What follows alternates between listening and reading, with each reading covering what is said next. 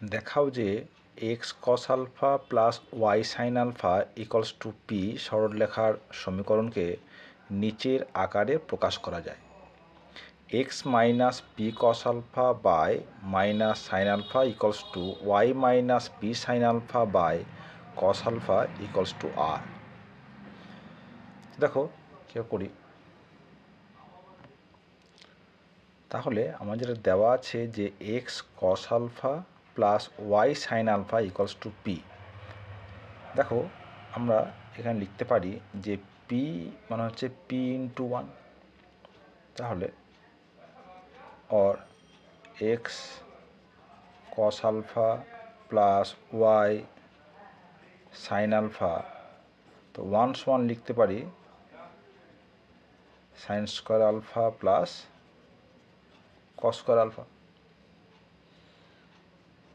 Or এই যে কস square alpha সেটাকে আমরা নিয়ে আসছি লেফট হ্যান্ড সাইডে, তাহলে x cos alpha minus p cos square alpha equals to p sine square alpha. এই যে ওয়াই সাইন আলফা এটা নিয়ে যাচ্ছি রাইট হ্যান্ড সাইডে, মাইনাস ওয়াই সাইন আলফা।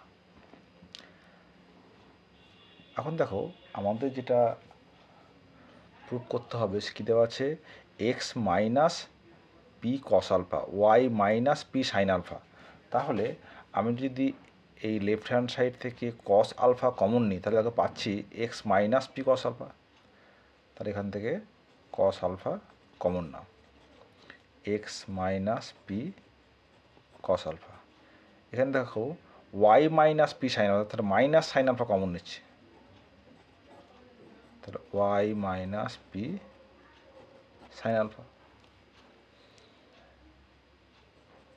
और x minus p cos alpha by এই যে মাইনাস সাইন আলফা এর দিয়ে ডিভাইড করে দিচ্ছি মাইনাস সাইন আলফা। ঠিক একইভাবে y minus p sign alpha এই যে কস আলফা এটা দিয়ে ডিভাইড করে দিলাম কস আলফা।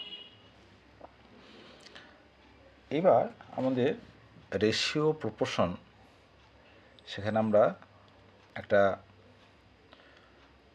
প্রপার্টি জানি অ্যাডেন্ডো বা সংযোজক প্রক্রিয়া। সেখানে কি ছিল যে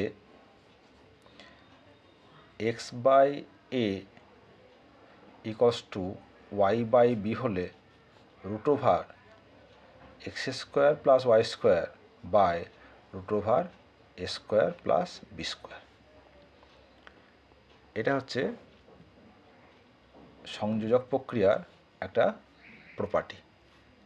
সেটা যদি কাজে লাগায় তা কি লিখতে পারবো, এটা তাহলে root over x minus p cos আলফার whole square plus y minus p sin আলফার whole square by root over minus sin alpha whole square plus cos আলফার হোল স্কোয়ার।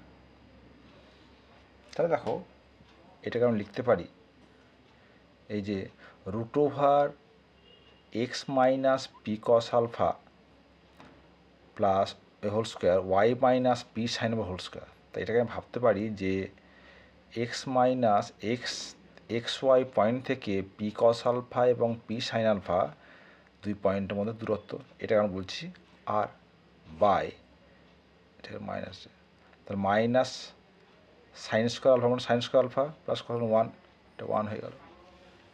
তাহলে আমরা লিখতে পারছি hence x minus p cos alpha by minus sin alpha y minus p sign alpha by cos alpha equals to হয়ে গেল r. তাহলে যেখানে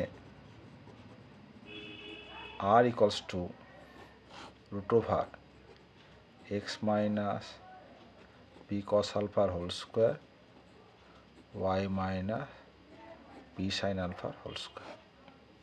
ঠিক আছে, তাহলে আমাদের যে প্রদত্ত সমীকরণটা দেওয়া ছিল সেটাকে আমরা এই ফর্মে লিখতে পারলাম।